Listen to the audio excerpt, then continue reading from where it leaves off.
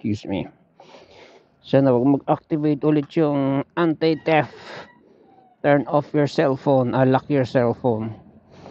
Kasi naka-pair naman siya sa aking trusted device, Bluetooth intercom, registered as trusted device. Medyo glitchy kasi ang kanyang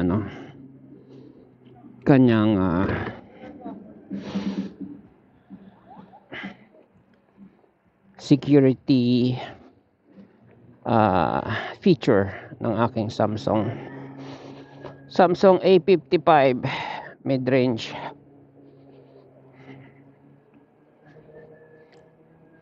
Natanong kasi ni Utol ano daw yung phone ko.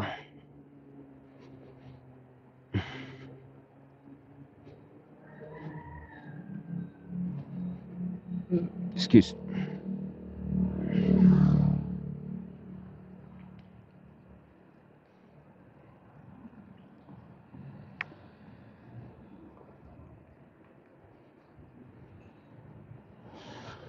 Ano ba itong bitbit ko? Palmera yata ito eh. Ewan ko.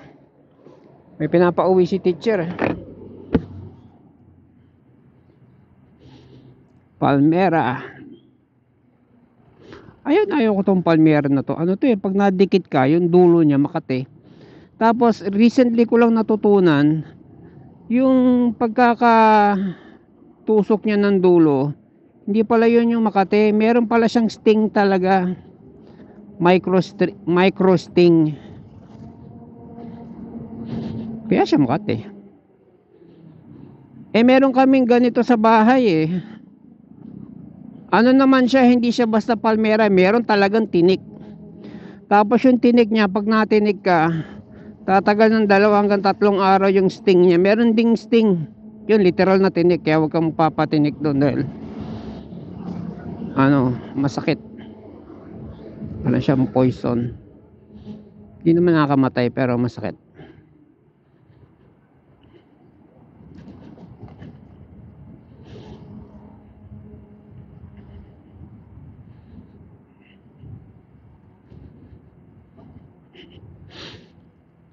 Yung mga halaman na maganda gawing bakod, di ba?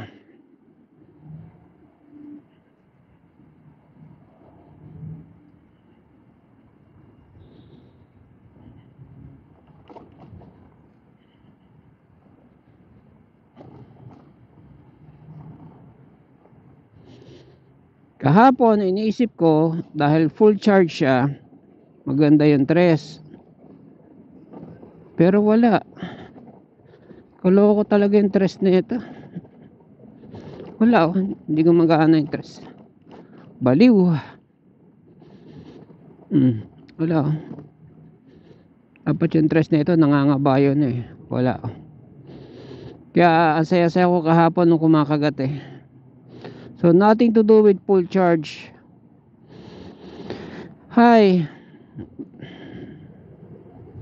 Dahil ba ito ay China? Dahil ba ito ay uminit? Dahil ba ang battery nagka-problema? Dahil ba binago yung setting ni Paul? Ang daming aspect.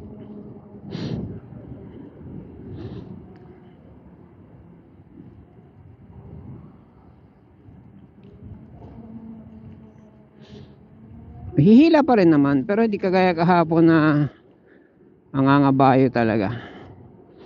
Yung pauwi nga kami, ganun din. Gumagana rin. Angkas ko si teacher. Talagang pinatunayan ko sa kanya. Sabi ko, Tartin na mo, gumagana yung tres oh. Nung binira kong ganun, bigla siyang lumiya. Sabi, pipilayan mo naman ako.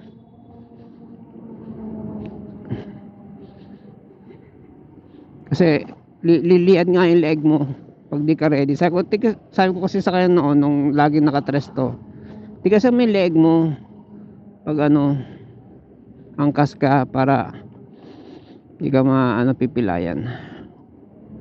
Helmet ba naman namin ganitong sukat.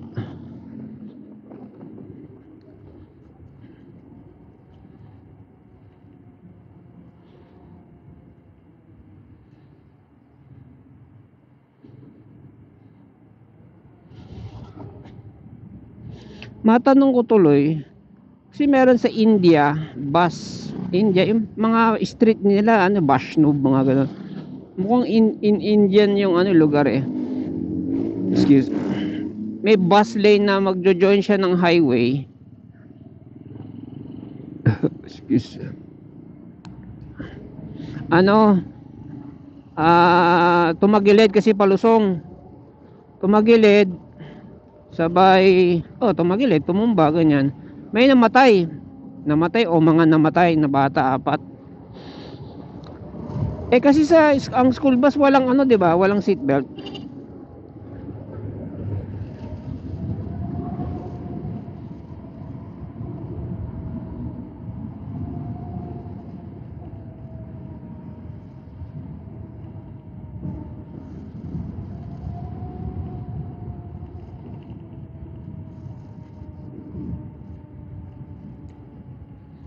Kaya pwedeng ikamatay nila yung nadaganan, naipit o ano man.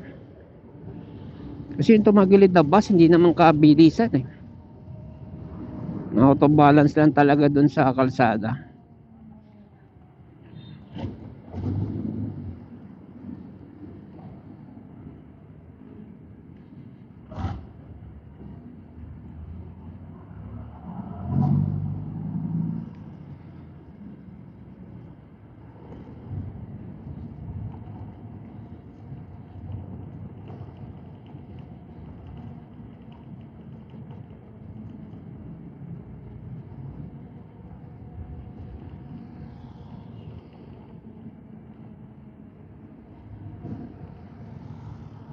Ano kaya punta akong Caloocan ngayon, bike lang ako.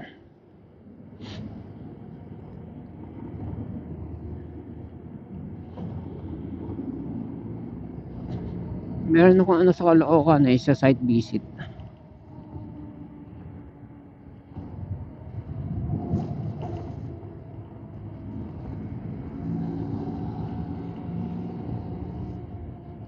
Anong oras na ba?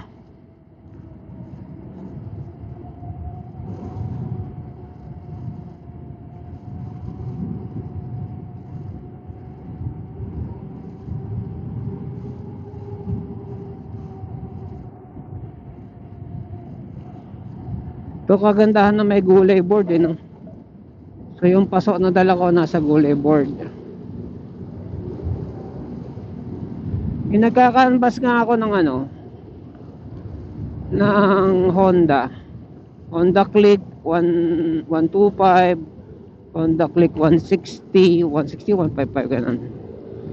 Yung mas malaking Honda, mas malaking gulay board. Kasi naliitan ako sa gulay board eh, ng 125.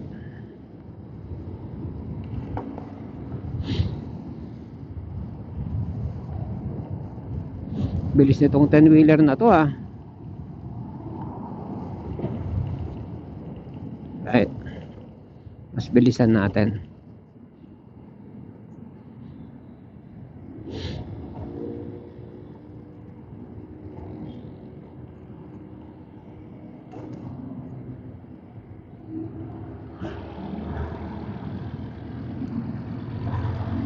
Ano ka na?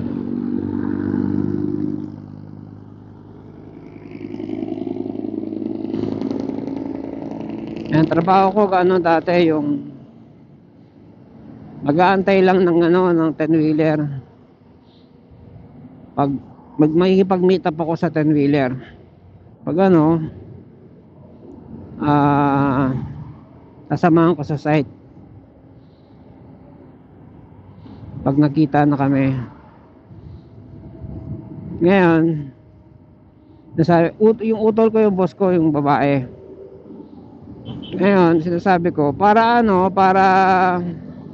hindi kami nangangapa nang nakatrack na, beforehand sabihin mo sa akin para sa site visit ko kahit bike. Ganun ginagawa ko, puntahan ko muna na nakabike para pag ano na, sakay ko sa truck, alam ko paano ko ituturo. Hindi ako umaasa sa Google Map na dala-dala yung truck. Saan ka dadalhin lang. Daling ka pa sa iskinitan yan.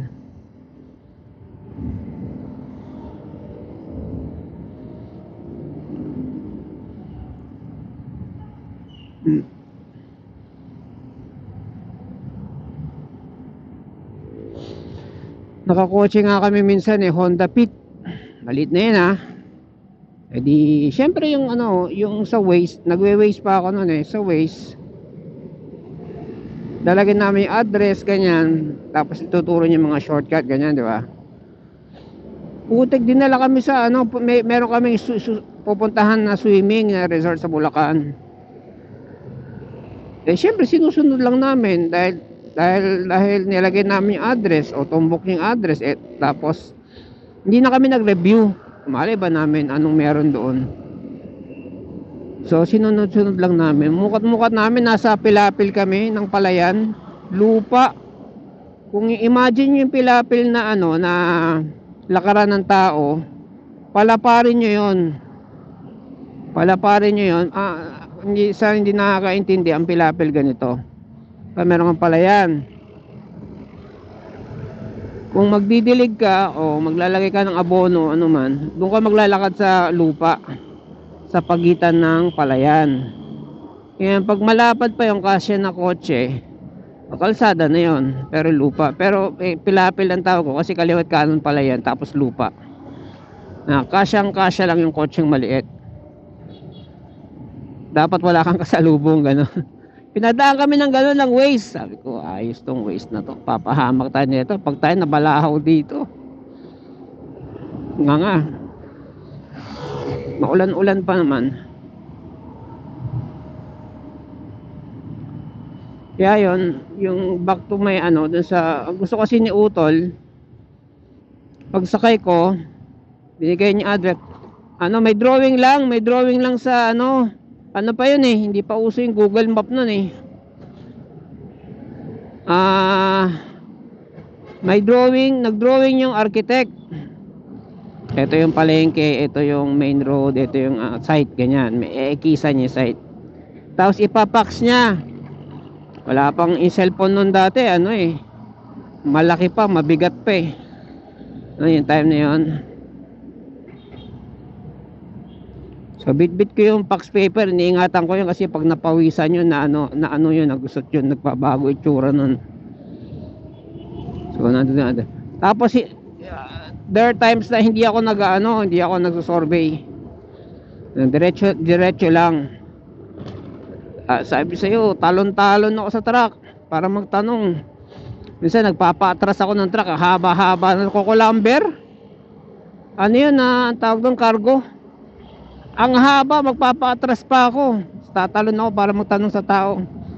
Madaling araw, ang hirap maghanap ng taong mapagtatanungan. Sa madaling araw delivery nun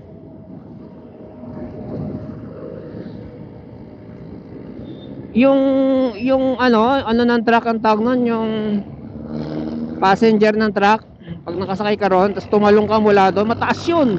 Pag mahina tuhod mo, mapipilayan ka doon.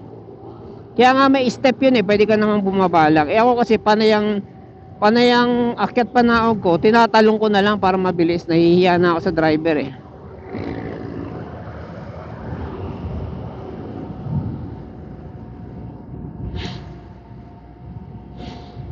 Ngayon, nung nagka-bike ako, tapos medyo nauso na yung mga GPS na yan. Pinupuntahan ko na ng una. Tagal-tagal na rin pala kami sa construction.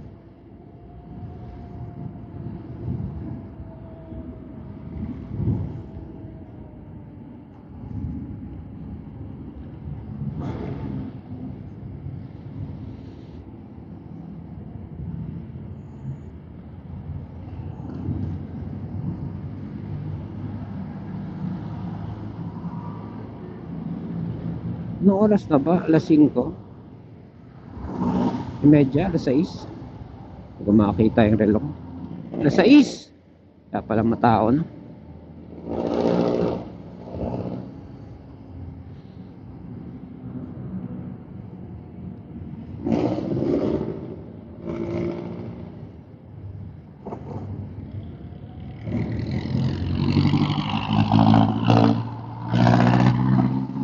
Kailangan pala umalis ko ng mas maaga mamaya. Punta ako sa bangko ko. Kasi yung bangko ko, ang kanyang minimum 2,000. Karamihan naman ng bangko ganun, 'di ba? 2,000. Okay. Ngayon, syempre may maintain ko 'yun. 'Di ba? May maintain, liban na lang kung limpak-limpak yung pera ko. Pwede tenga ka diyan. Pero madalas maintain ko, tsaka hindi naman 'yun na main bank ko yung ano yung BDO. Anyways, pag silip ko kagabi, may minus 500 ako. Sabi ko, buisit ko. Sabi ko, ano to? Sabi ko, nakalagay doon, minimum balance not maintained. Putik. Tawag ako. Sabi ko, sir, ano yun? Judging from the name of your kaltas na 500, hindi nyo daw na-maintain ang inyong minimum. Sabi ko, ba't yung hindi na-maintain? Kita mo nga, 2,000 minus 500. Oh, 1,500. So, ibig sabihin, 2,000 yung nakatenga dyan. Oh. Ba't niya babawas eh? 2,000 ang minimum. Tapos, review ulit. Alam niyo yung call center, may mga kode ko yan, di ba? Ay, sir, 5,000 na daw kasi ang minimum. Kaya, kaya ka 5,000. 2,000 yan. Sir, 5,000 na magmula nung, bakit walang sa akin, abiso? Ganun. Sir, meron yan sa email. Wag mo bababa, check ko email ko, wala. Wala akong email sa inyo. Ang email ko lang dito, wag magpa-scam. Yun lang mga email ko, tsaka text. Walang ganyan na, sir, punta na lang kayo sa bangko. Wala, labas na ako dyan. Wala na akong dito, ma-access dito sa ganyan. Face to face na kayo, sir, sabi ng customer service. Ako, okay. Pero iba, pag pumunta ako sa bangko, dapat balik nyo yung 500 ko. Tsaka masyadong malaki, 5,000. Ayos din naman,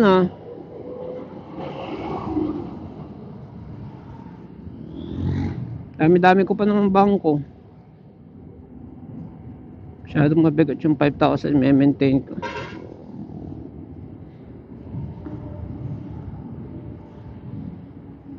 China nga login ko, hindi ko na maalala yung password eh. Lagi yan, panimpalit ko na ng password niyan. Hindi ko kasi sinusulat sa papel yan kahit sa hindi ko yung sinusulat, talagang sa utak ko lang yan. Kaya pag alam ba, bilyonaryo ako, tapos kinidnap ako, pinaano yung password ko, tapos nakakalimutan ko kahit anong piga nyo sa akin, kahit putulin nyo lang, mapuputol nyo sa akin, pag nakakalimutan ko, wala kang mapapala. Hindi ko maalala.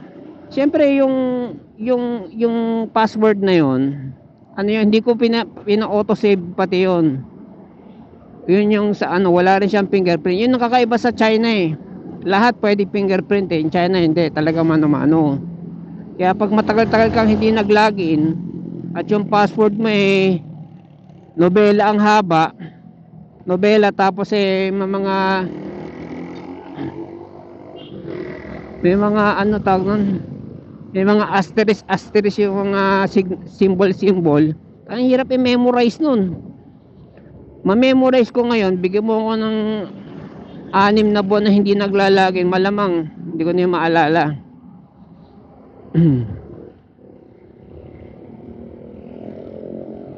Tapos mag-change na naman, mag-iisip na naman ako. Di ba na lang araw-araw ko nilalagin yun? Pwede pa, hindi ko naman araw-araw nilalagin. Hindi naman yung main bank ko pati.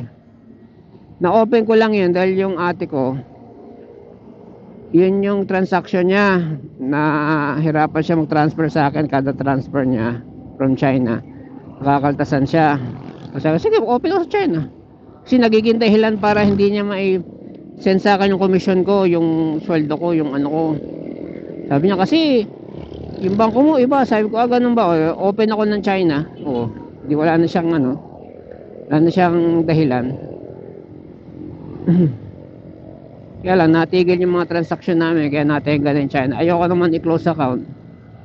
Dahil option din yan. Pag meron mga nagbabayad sa akin at may mga bangkong tinatanong, boss, anong bangko mo? Magbabayad ako sa'yo, isi-send ko sa bangko. Kapag iba, tapos merong transfer fee, nagdadalawang isip yung mga payer.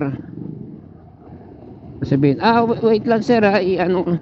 Pero pag nalaman na China, China rin ako, sige libre yan, sige send ko ngayon. Ganun. Pero so far pinaka common BDO, kaya nag-open ng BDO.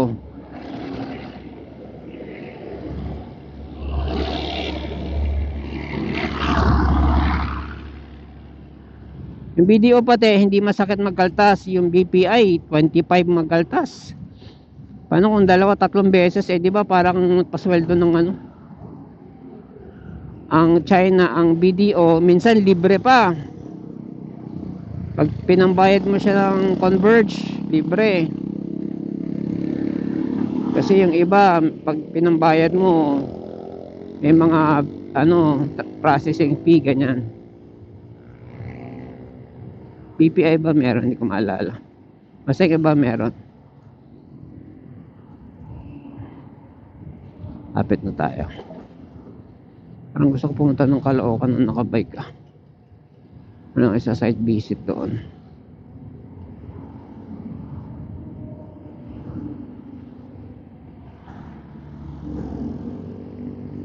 Kagabi, umulan. So yung iba yung tsinelas namin panlabas, iba yung panloob. Yung tsinelas ko, may aso kasi kami na pasaway siguro dinala sa malayo. Naulanan yung isang pirasong tsinelas. So sinuot ko pa rin. Ngayon, ginagawa ko pag lumalabas ako, jingle ako sa halaman, fertilizer. At pag jingle ko, diretso na rin ako exercise. Sundot lang na exercise. Ganun. Tapos kasama doon yung yung stationary bike. Stationary bike ko, tinitigasan ko 'yon. Para kunwari paahon, ganyan, nitigasan ko 'yon. Since umulan nga, basa yung upuan, tinayuan ko. Pag tayo ko, tigas. Sabi ko, parang baligtad to, kung dapat pag nakatayo malambot Anyways, matigas, pinilit ko pa rin. Nakakailang pedal pa lang ako, dumulas yung basa yung kaliwa kong tsinelas Humampas sa alulod ko yung pedal nung bakal ba yun? Maalala ko ang pedal nun. Basta medyo kung plastic man yun, may mga ipin-ipin yun Humampas sa alulod ko, nakatayo ako nun Tapos paatras, walang puwersa tulo yung dugo sa alulod ko. Kita ni teacher, sabi ko, sige lagyan mo band-aid, sabi ko.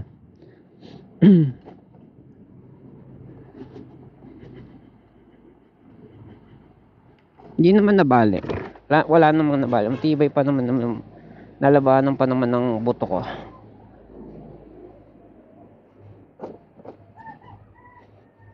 Kaya meron akong yung band-aid niya pala. Sabi ko, pahalang mo yung band-aid para hindi para salon yung dugo. Sabi ko gano'n. Hindi naman gaanong madugo.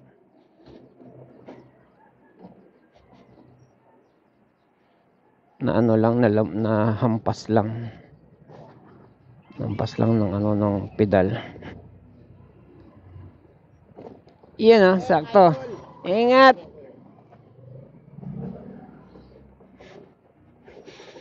Pagupit na si kabayan.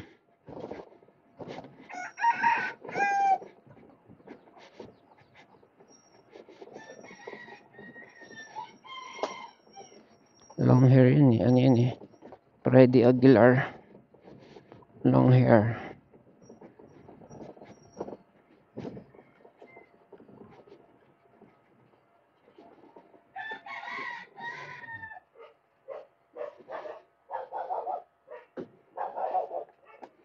Basta naman yung halaman. Buhay pa naman yung palmera.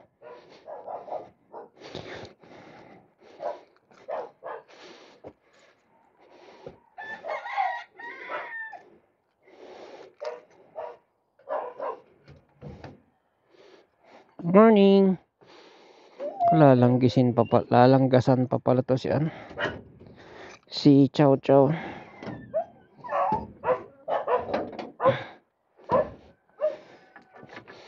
Baho ng sugat niya, kawawa naman.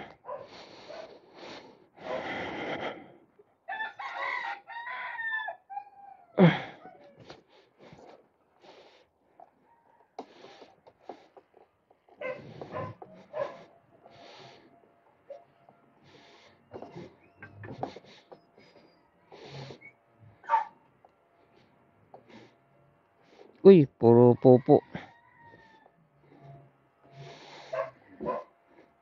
Kasi nag-join ako sa sa bike ng Hanes. Ano yung Hanes na t-shirt? Underpants, ganyan. Underwear. Yun, nagpaano siya. 10,000 yung grand prize. Manila to Tagaytay. Sumemplang ako kasi merong nagpatintero na mga dalaga sa gitna ng ng karera. So yung mga maraming nakailag sa kanya, unfortunately ako yung sumalpok kasi palusong yun isipin mo, palusong dun siya nagpatintero, tumatawid. Anyways, so dami kong galos. Pagdating sa finish line, malamang hindi ako nanalo kasi sumemplang ako, pero nasa lead ako silid ako sana Anyways, naiwan ako ng truck. Meron palang truck, di ko alam na elf, sasakay mo yung bike mo, parang service ba pauwi ng Manila. Naiwan ako, so nagbike ako pauwi. Sa dami kong galos, parang naninigas na yung dugo. Hindi ako nakapagpa first aid. Ginawa ko, naghanap ako ng bayabas sa daanan. May nakita ako, nginata ako, tapos pinudbod ko sa sugat ko. Pero di ko naisip na bumili sa tindahan ng alcohol tsaka Band-Aid. Kasi parang siya meron ba akong nadaan ng tindahan? Tsaka wala rin yata ang baong pera na. Anyways, story of my life. Sige, see you later. Bye.